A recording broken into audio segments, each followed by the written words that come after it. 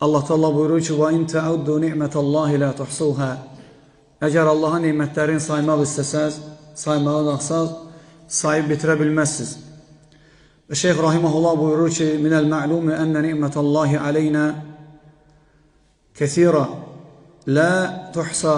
Bir məlumdur ki, Allahın bizim üzərimizdə olan nemətləri çoxdur, sayılmayacaq qədərdir.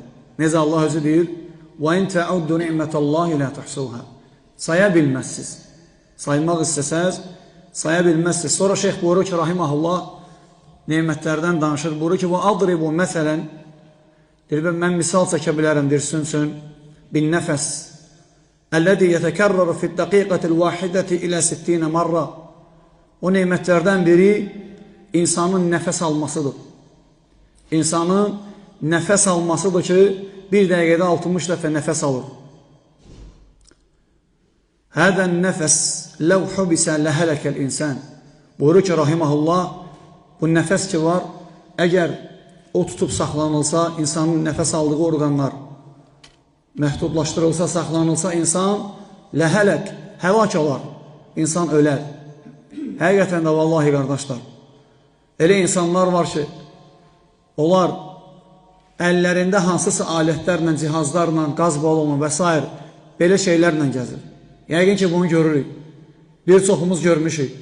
Görməyənlər də yolu düşsə görə bilərlər xəstəxanalarda və s. İnsan yaşlı adamdır. Hətta görürsən, təsəvvür elə, subhanallah, məscidə namaz qılmaq üçün o qaz balonu ilə gəlir. Ağzında aparat, bir əlində qaz balonu, yeriyə gəlir, məscidə ki, orada namaz qılsın. Sağlam ikən, gözü, qulağı, qəlbi, əli, ayağı sağlam olan, bütün orqanları sağlam olub, Allaha ibadət eləməyən insanlar, nə Allaha cavab verəcəklər, nə cavab verəcəklər aləmlərində boğulan Allaha? Adam xəstədir, üzrü var, evdə olub, evdə qılmağa, hətta əyləşdiyi halda qıla bilər namazını. Lakin imanı, Allaha olan qulluğu, Allaha olan bağlılığı, Allaha olan təvazukarlığı, nemətləri etiraf eləməsi sürüklür, gətirir o məsciddə ki, ya Rab, məsciddə eləmək istəyirəm sənə olan ibadəti. Nəfəs almaq böyük bir nemətdir. Əgər bir saxlanılsa, insan həlak olar. Sonra buyurur ki, rahiməhullah, fəhvə nimətün kubra, insanın nəfəs alması böyük bir nemətdir.